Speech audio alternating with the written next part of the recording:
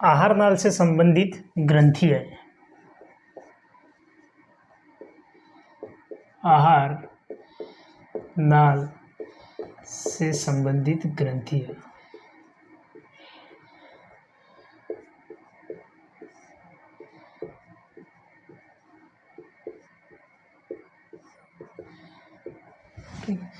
आहार नाल से संबंधित ग्रंथियां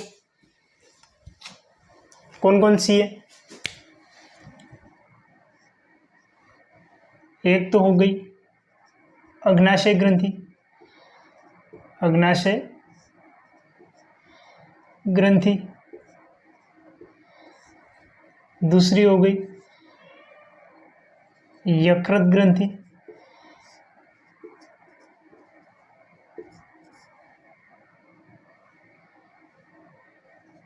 लार ग्रंथियां।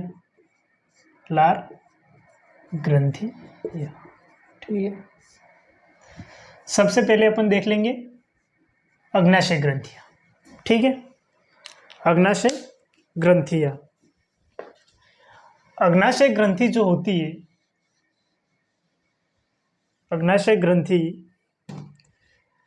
एक प्रकार की मिश्रित ग्रंथि होती है, मिश्रित ग्लैंड। यह एक प्रकार की मिश्रित ग्रंथि होती है। कैसे?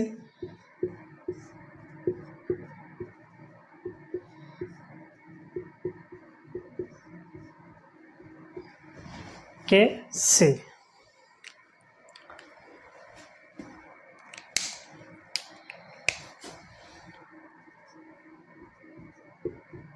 अग्नाशय, ठीक है,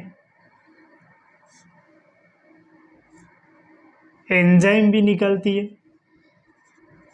और हार्मोन भी निकलती है, इसलिए ये मिश्रित ग्रंथि कहलाती है। ठीक है, एंजाइम, एंजाइम कौन से हो गए? क्या होते हैं? जैव उत्प्रेरक। जैव उत्प्रेरक। हार्मोन, हाँ, हार्मोन की खोज किसने की थी? हार्मोन की खोज करता कौन है? स्टार्लिंग। स्टारलिंग,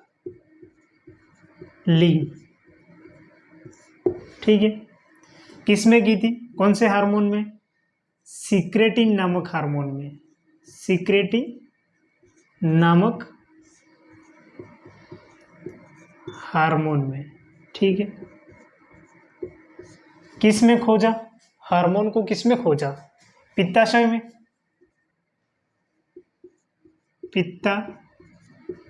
पित्ताशय में खोजा, ठीक है। अग्नाशय जो है एंजाइम व हार्मोन दोनों निकालता है, इसलिए इसे मिश्रित ग्रंथि कहा जाता है। ठीक है, अग्नाशय ग्रंथियां मिश्रित ग्रंथि होती है। स्टार्लिंग सिक्रेटिन नामक हार्मोन में पित्ताशय में खोजा गया। ठीक है, इसके बाद अग्नाशय में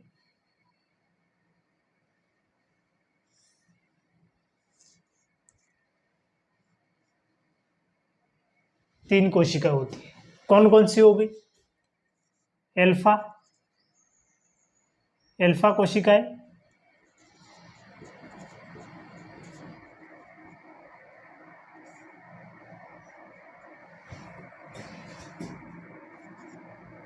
बीटा कोशिकाएं,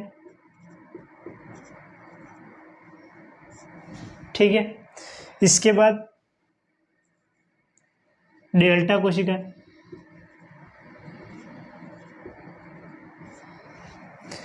एल्फा, बीटा, डेल्टा। एल्फा कोशिकाएं जो होती है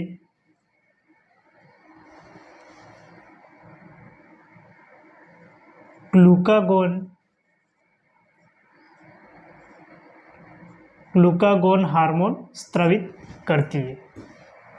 ग्लूकागोन।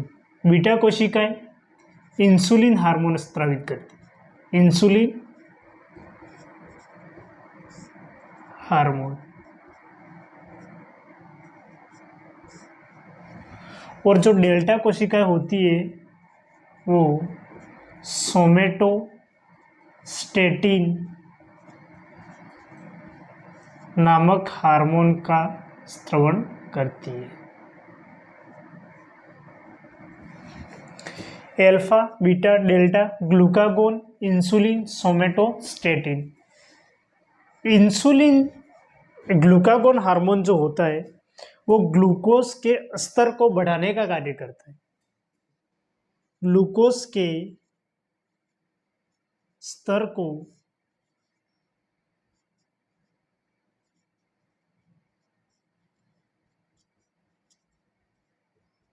बढ़ाने का कार्य कौन करता है? ग्लूकोज के स्तर को बढ़ाने का कार्य कौन करेगा? Glucagon hormone. इंसुलिन हार्मोन क्या करेगा? ग्लूकोज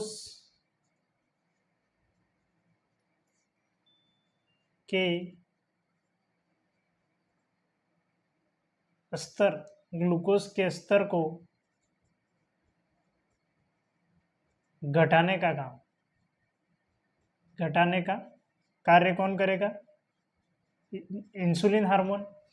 और सोमेटोस्टेटिन नामक जो हार्मोन होता है वो वृद्धि स्कंदक हार्मोन कहलाता है। वृद्धि स्कंदक हार्मोन।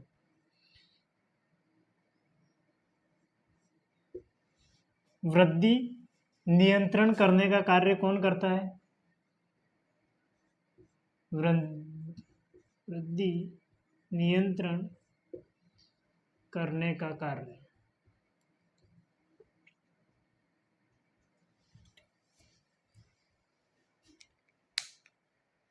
यहां तक समझ में आ गया? अग्नाशय, एंजाइम, हार्मोन दोनों निकलती है। हार्मोन खोज स्टार्लिंग ने सिक्रेटिन नामक हार्मोन में पित्ताशय में खोजा गया। अग्नाशय में 3 कोशिका होती है, अल्फा, बीटा, गामा। अल्फा से ग्लूकागोन हार्मोन निकलता है, बीटा कोशिका से इंसुलिन हार्मोन और डेल्टा कोशिका से सोमेटोस्टेटिन नामक हार्मोन निकलता है। ग्लूकागोन जो होता है ग्लूकोज के स्तर को बढ़ाने का कार्य करता है। इंसुलिन हार्मोन जो होता है ग्लूकोज के स्तर को घटाने का काम करता है। और सोमेटोस्टेटिन नामक जो हार्मोन होता है वृद्धि स्कंदक हार्मोन कहलाता है। यह वृद्धि को नियंत्रण करने का कार्य करता है।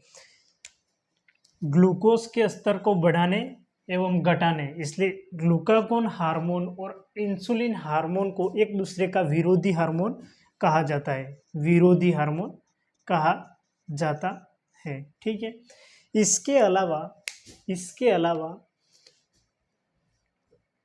पेक्रियाटिक पॉलीपेप्टाइड क्या हो गया? पेक्रियाटिक पॉलीपेप्टाइड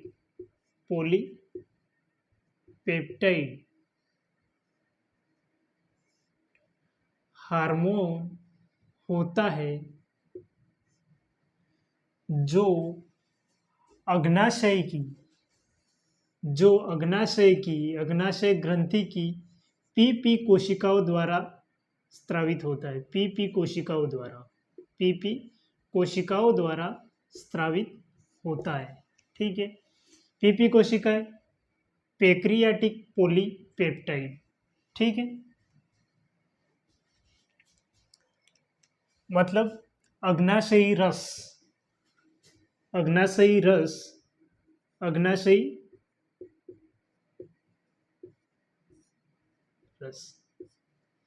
पूर्ण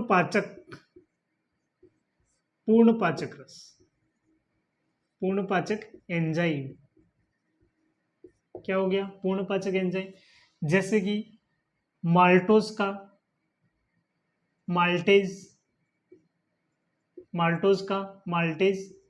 सुक्रोज का कौन सा एंजाइम हो गया? सुक्रेज,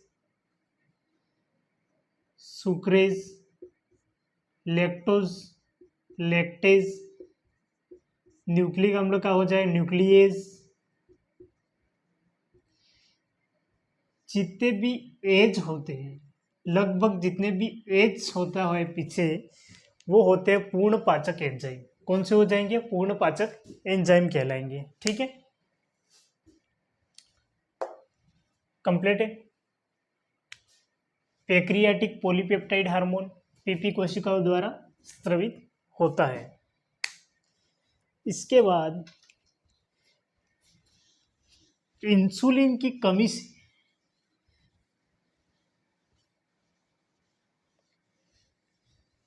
रक्त में इंसुलिन की कमी से क्या होता है? डायबिटीज क्या हो जाएगा?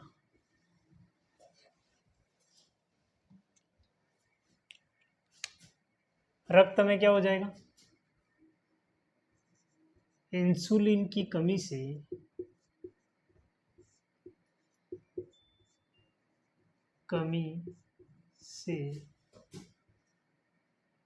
रक्त में ग्लूकोज में वृद्धि, शर्करा में वृद्धि हो जाती है, जिससे क्या हो जाता है? जिससे डायबिटीज मेलाइटस, डायबिटीज हो जाता है, वृद्धि हो जाती है, जिसे डायबिटीज मेलाइटस कहते हैं। डायबिटीज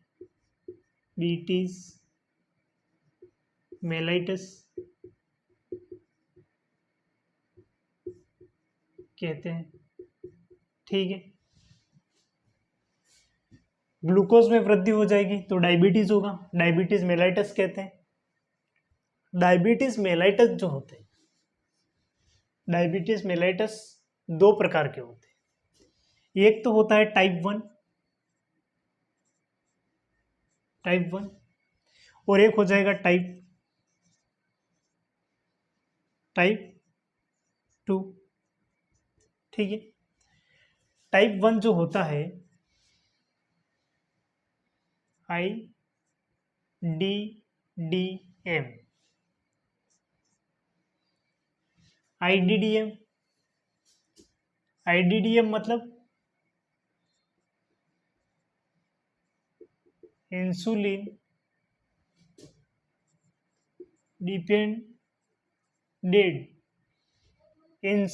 डिपेंडेड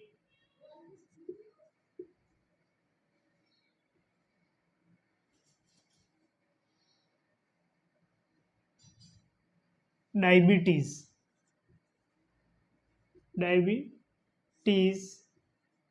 मेलाइटस,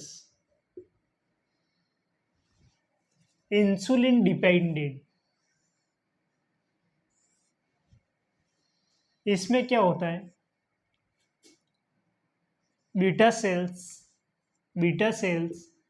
बीटा कोशिकाएं जो होती है वो नष्ट हो जाती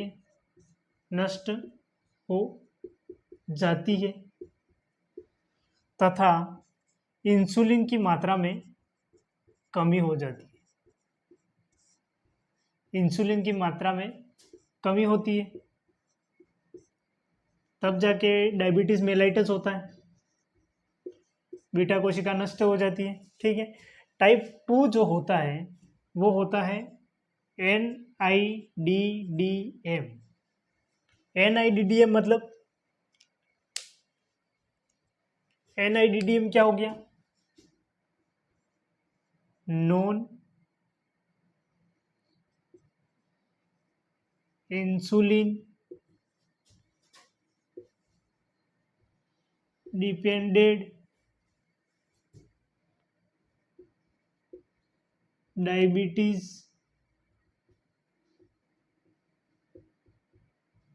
मेलाइटस।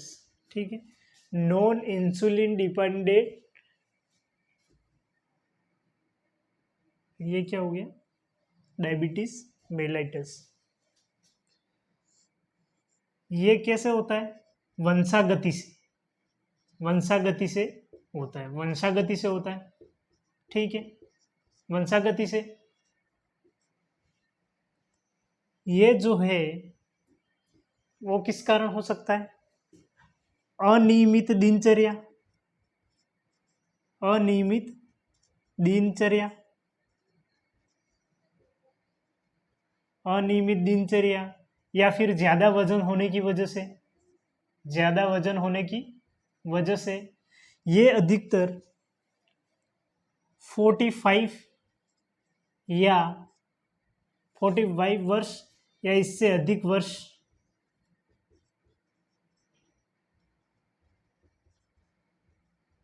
वाले व्यक्तियों में होता है। 40 वर्ष से जो है वो होते हैं, इनको डायबिटीज मेलाइटस टाइप 2 होता है, अनियमित दिनचर्या या ज़्यादा वजन की वजह से, वंशागति से होने वाला रोग है। ठीक है, इसके अलावा गर्भावस्था में कुछ मादाओं में डायबिटीज मेलाइटस हो जाता है।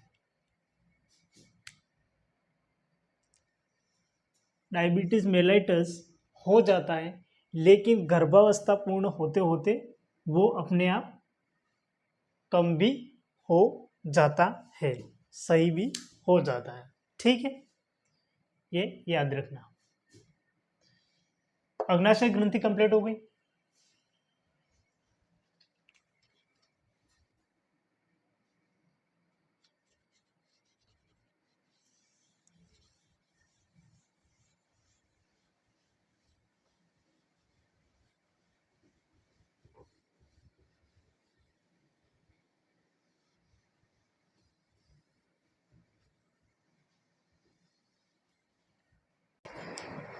सेकेंड हो गया लीवर, यकृत,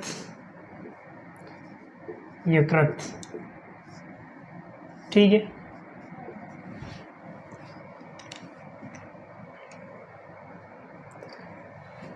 लीवर में क्या क्या होता है देख लो। शरीर की सबसे बड़ी ग्रंथि, शरीर की सबसे बड़ी ग्रंथि विषाक्त पदार्थों को दूर करता है।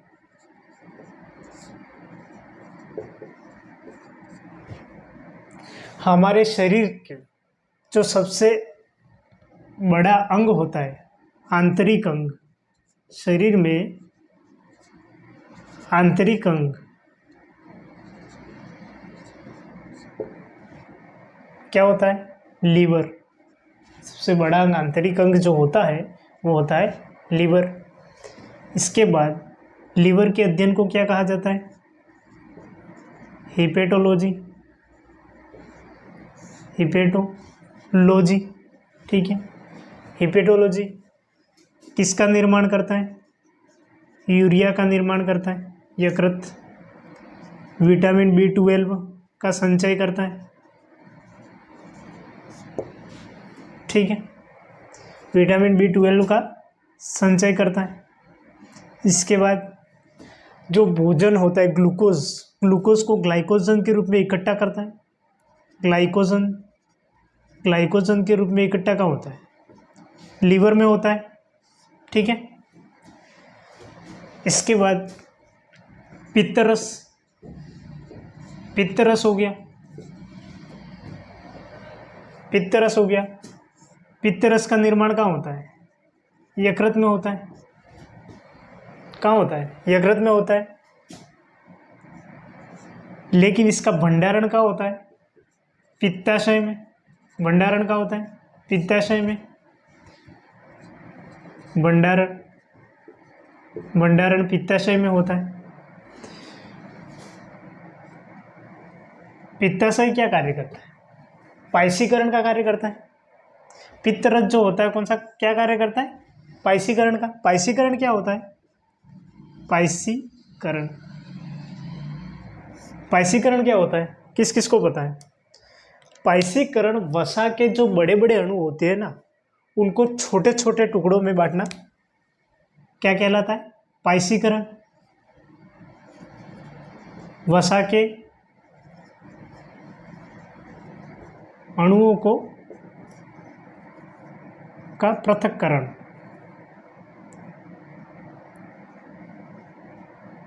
जटिल अणुओं को सरल अणुओं में तोड़ना। वसा के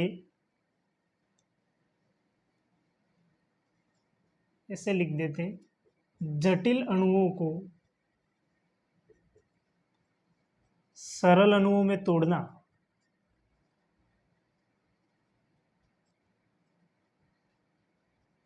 यह हो गया पाइसीकरण। ठीक है, इसके अलावा पित्त रस में दो वर्णक पाए जाते हैं। कौन कौन से वर्णक पाए जाएंगे, यह लिख देते हैं। एक तो हो गया बिलरुबिन, दूसरा हो गया बिलवर्डिन। बिलवर्डिन, ठीक। बिलरुबिन की मात्रा बढ़ जाने के कारण कौन सा रोग होता है, पीलिया रोग होता है। शरीर पीला किस कारण पड़ जाता है, बिलरुबिन की मात्रा बढ़ जाती है। तो इसमें प्रभावित अंग क्या हो गया, प्रभावित अंग यकृत, लीवर हो गया। ठीक है, पीलिया में प्रभावित अंग जो हो गया वो हो गया लीवर। ठीक है, यहां तक की कहानी कंप्लीट है। सबसे बड़ी ग्रंथि विषाक्त पदार्थों को दूर करता है। शरीर का आंतरिक अंग जो होता है, सबसे बड़ा अंग लीवर होता है। लीवर के अध्ययन को हिपेटोलॉजी कहा जाता है। तो यूरिया का निर्माण करता है, विटामिन B12 का संचय करता है, ग्लाइकोजन के रूप में इकट्ठा होता है भोजन। पित्तरस यकृत में निर्मित होता है। भंडारण पित्ताशय में होता है। पाइसीकरण का कार्य करता है। वसा के जटिल अणुओं को सरल अणु में तोड़ने का कार्य। बिलरुबिन बिलवर्डिन वर्णक पाए जाते हैं जो जिसकी मात्रा बढ़ जाने से पीलिया रोग होता है। ठीक है, इसको थोड़ा डिटेल में देख लेते हैं, डिटेल में देख लेते हैं। ठीक है, शरीर की सबसे बड़ी ग्रंथि, ठीक,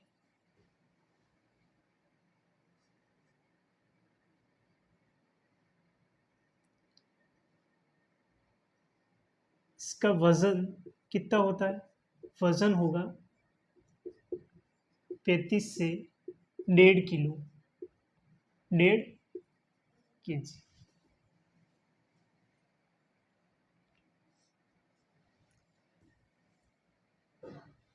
शरीर की सबसे बड़ी ग्रंथि लीवर हो गई, वजन 1.5 किलो हो जाएगा। इसके बाद जो नर होते हैं उनमें लीवर क्या होता है, जिगर जो होता है महिलाओं की तुलना में अधिक होता है। महिलाओं की तुलना में नर में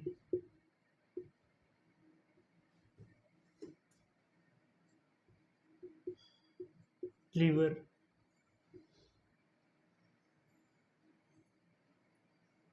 की मात्रा अधिक होती है। लीवर का वजन अधिक होता है, ये कह सकते हैं, लीवर अधिक होता है, जिगर अधिक होता है। ठीक है, ये हो गया। इसके बाद ग्लीसन्स कैप्सूल, एक नया क्वेश्चन है, ग्लीसन्स कैप्सूल।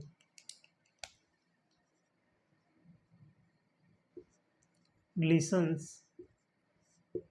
कैप्सूल केवल स्तनधारियों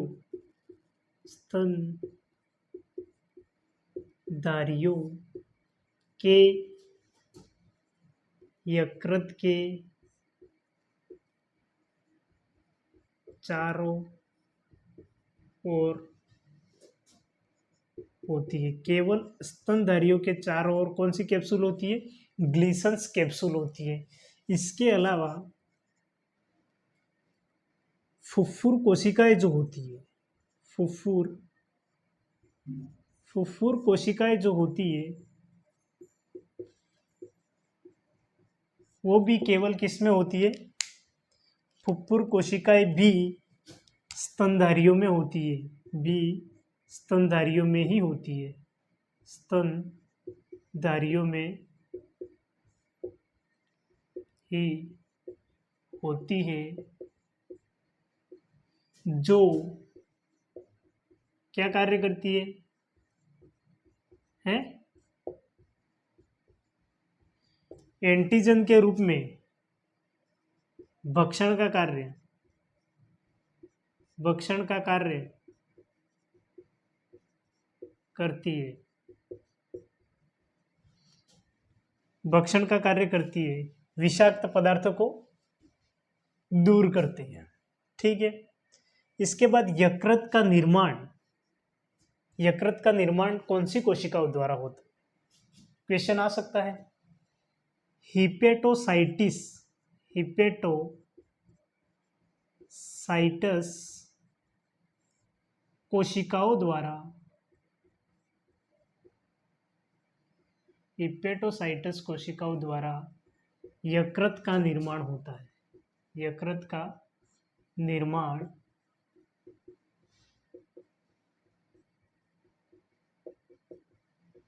क्लियर है? हिपेटोसाइटस कोशिकाओं द्वारा यकृत का निर्माण होता है। इसके बाद पित्तरस, पित्तरस का निर्माण किस में हो जाएगा? पित्तरस का निर्माण, पित्तरस का निर्माण यकृत में होता है, यकृत में होता है।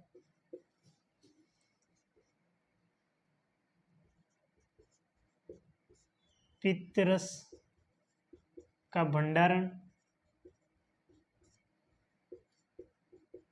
पित्ताशय में होता है। यहां तक की कहानी क्लियर है?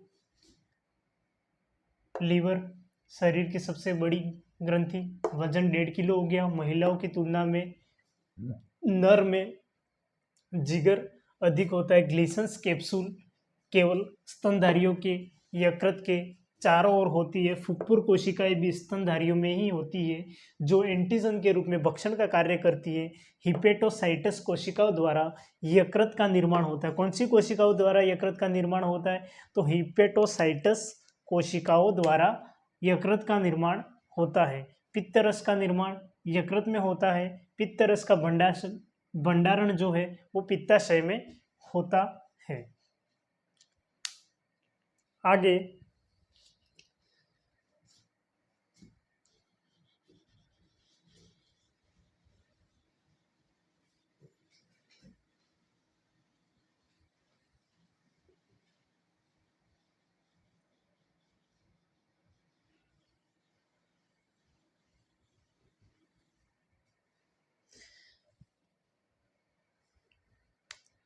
विएमनीकरण, विएमनीकरण,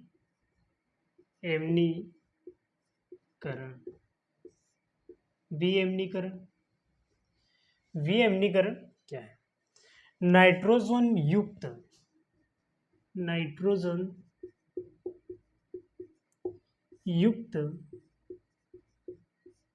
अमीनो समूह, नाइट्रोजन युक्त अमीनो समूह NH2 को अमीनो अम्ल से हटाना, हटाना से हटाना, ताकि अब इन्हें शरीर में संग्रहित किया जा सके। हटाना ताकि अब इन्हें शरीर में संग्रहित किया जा सके, संग्रहित किया जा सके। ठीक है। निराविषीकरण, जैसे निराविषीकरण, आरबीसी निर्माण,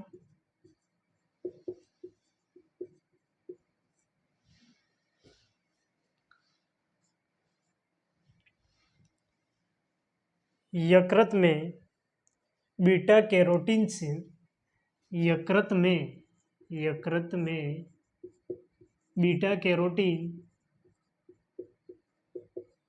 बीटा कैरोटीन द्वारा विटामिन ए का निर्माण होता है। विटामिन ए का निर्माण होता है, ठीक है। यकृत में बीटा कैरोटीन द्वारा, किसके द्वारा? बीटा कैरोटीन द्वारा विटामिन ए का निर्माण होता है, ठीक है। इसके बाद यकृत द्वारा ग्लाइकोजेनेसिस।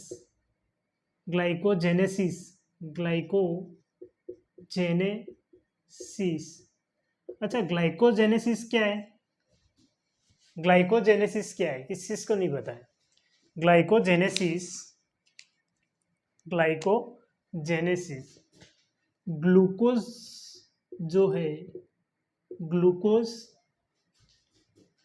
का ग्लाइकोजन में बदलना।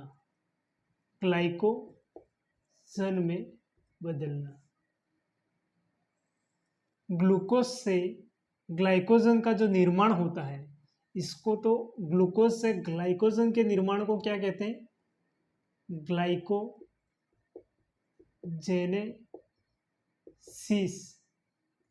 ग्लाइकोजेनेसिस। और ग्लाइकोजन से वापस ग्लूकोज के जो निर्माण हो, ग्लाइकोजन वापस टूटकर ग्लूकोज में बदलता है। निर्माण जो होता है इसको ग्लाइकोजेनेसिस, और टूटना ग्लाइकोलाइसिस कहलाता है। लाइसिस, ठीक है। बनना जेनेसिस, टूटना लाइसिस, ठीक है। ये याद रखना। यकृत द्वारा ग्लाइकोजेनेसिस तथा ग्लाइकोलाइसिस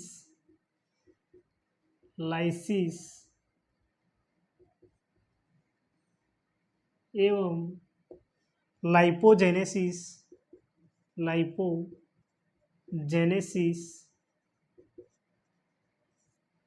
आदि क्रियाएं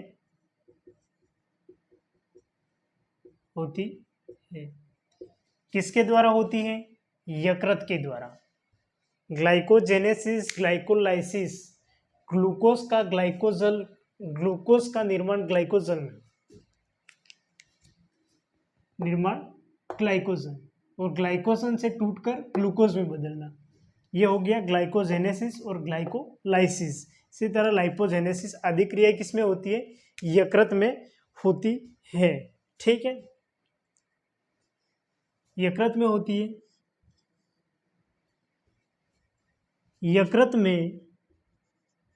यकृत से किसका स्त्रवण होता है? हिपेरिन का स्त्रवण होता है। हिपेरिन क्या है? प्रतिस्कंदक है। हिपेरिन क्या है? प्रतिस्कंदक, जो क्या कार्य करता है? रक्त को जमने से रोकने का कार्य कौन करता है? हिपेरिन। यकृत में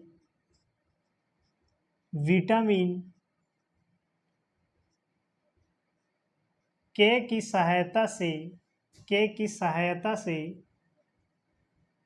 किसका निर्माण होता है? विटामिन के की सहायता से किसका निर्माण होगा? प्रोथ्रोम्बिन का निर्माण होता है। प्रोथ्रोम्बिन जो रक्त का थक्का बनाने में सहायक है। निर्माण होता है। प्रथम यकृत में किसमें होता है? यकृत में विटामिन के की सहायता से प्रोथ्रोम्बिन का निर्माण होता है, जो रक्त का थक्का बनाने में सहायक होता है। रक्त का थक्का किस किस से बनता है? एक तो हो गया विटामिन के, ठीक है। एक क्या हो गया, कौन सा तत्व हो गया? कैल्शियम। इसके बाद प्लेटलेट्स,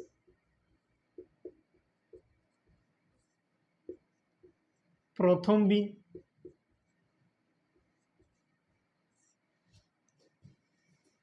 रक्त का थक्का बनाने में सहायक है ये चारों, विटामिन के, कैल्शियम, प्लेटलेट्स और प्रोथ्रोम्बिन।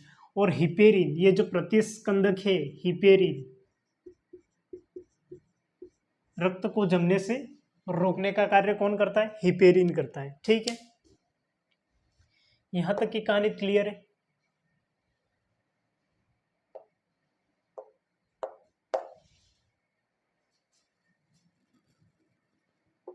अमीनो समूह अमीनो अम्ल से हटाना ताकि इन्हें शरीर में संग्रहित किया जा सके, निराविशीकरण, आरबीसी निर्माण, यकृत में बीटा कैरोटीन द्वारा, यकृत में बीटा कैरोटीन द्वारा किसका निर्माण होता है? विटामिन ए का निर्माण होता है। यकृत द्वारा ग्लाइकोजेनेसिस, ग्लाइकोलाइसिस एवं लाइपोजेनेसिस आदि क्रिया होती है। यकृत में हिपेरिन का स्त्रवण होता है। यकृत में विटामिन के की सहायता से प्रोथ्रोम्बिन का निर्माण होता है।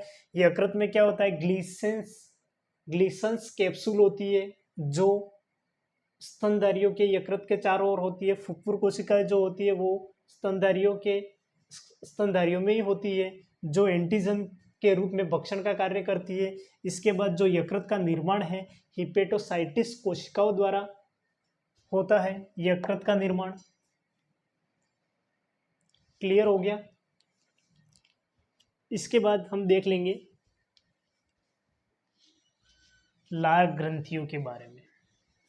लार ग्रंथियों के बारे में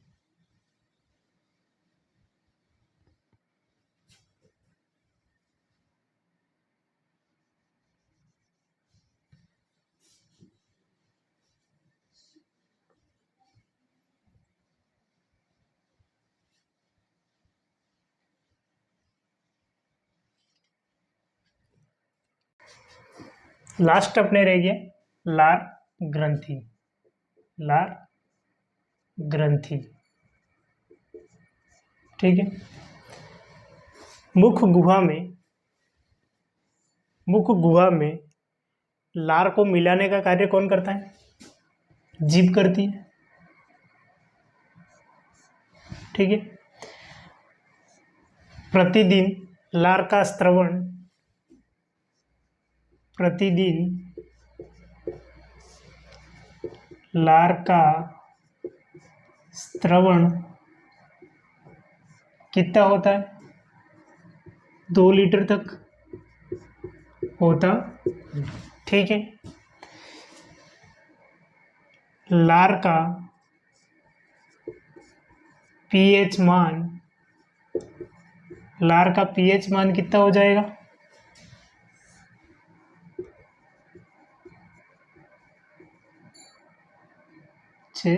85 तक, ठीक है। ये हो गया लार का पीएच मान।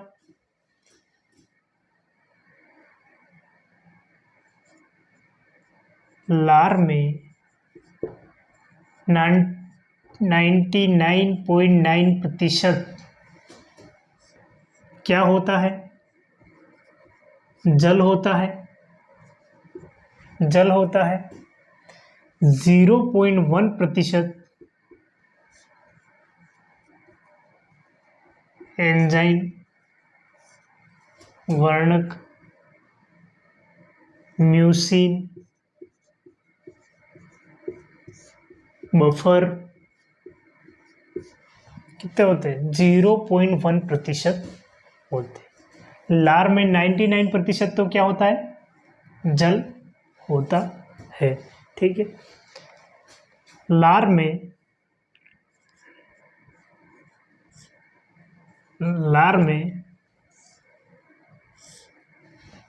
कितने एंजाइम हो जाएंगे?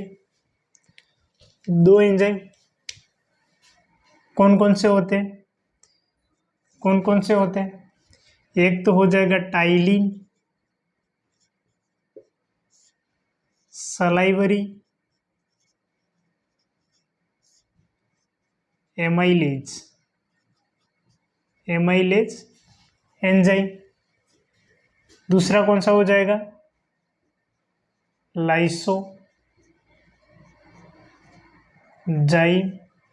लाइसोजाइम हो जाएगा। लाइसोजाइम क्या करता है? कीटाणुओं को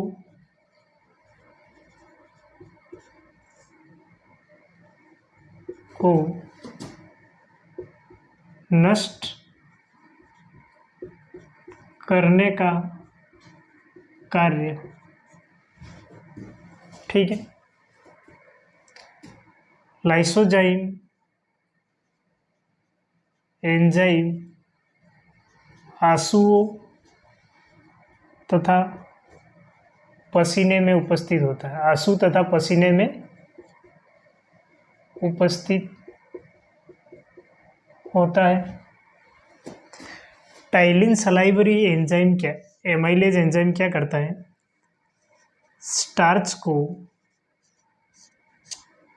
स्टार्च को माल्टोज में परिवर्तित करने का कार्य करता है।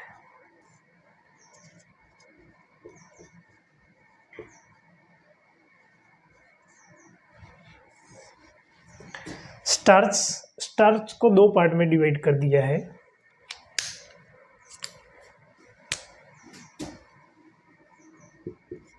बिना पका हुआ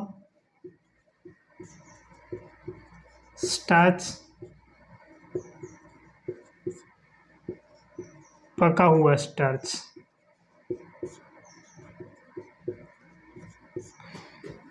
टाइलिन जो है वो बिना पका हुआ स्टार्च जो है उसको तो डेक्स्ट्रीन में परिवर्तित करता है और स्टार्च को माल्टोज में परिवर्तित करता है जो कि पका हुआ है, ठीक है। म्यूसिन जो है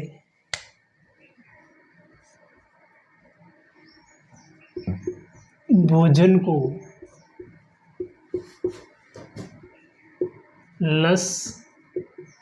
लसा बनाने का कार्य करता। ये हो गई अपने लाल ग्रंथि। लाल ग्रंथि क्या है?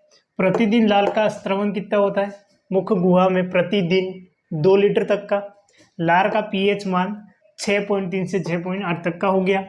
इसके बाद लार में 99.9% तो जल ही होता है, 0.1% एंजाइम, म्यूसिन एवं बफर होते हैं। लार में 2 प्रकार के एंजाइम पाए जाते हैं, एक तो टाइलिन, दूसरा हो गया लाइसोजाइम। टाइलिन जो है वो स्टार्च को माल्टोज में परिवर्तित करने का कार्य करते हैं और लाइसोजाइम जो है कीटाणुओं को नष्ट करने का कार्य करते हैं। लाइसोजाइम एंजाइम जो होते हैं वो आंसू तथा पसीने में भी उपस्थित होते हैं। म्यूसिन जो है, म्यूसिन भोजन को लसलसा बनाने का कार्य कौन करता है? तो म्यूसिन करता है। यहाँ पर अपने मानव पाचन तंत्र का टॉपिक क्लियर होता है। सबसे पहले हमने पढ़ा आहार नाल से संबंधित विभिन्न अंग जो कि मुख गुहा, जीभ, ग्रसनी, ग्रसिका, आमाशय, छोटी आंत, बड़ी आंत, इनके बारे में पढ़ के अपन ने देखा आहार नाल से संबंधित ग्रंथियाँ कौन कौन सी हो गई? एक तो अग्नाशय ग्रंथि हो गई, दूसरी यकृत, लीवर और तीसरी हो गई लार ग्रंथि। यहाँ तक का टॉपिक अपना क्लियर है। हम आगे की नेक्स्ट क्लास में श्वसन तंत्र के बारे में अध्ययन करेंगे, ठीक है।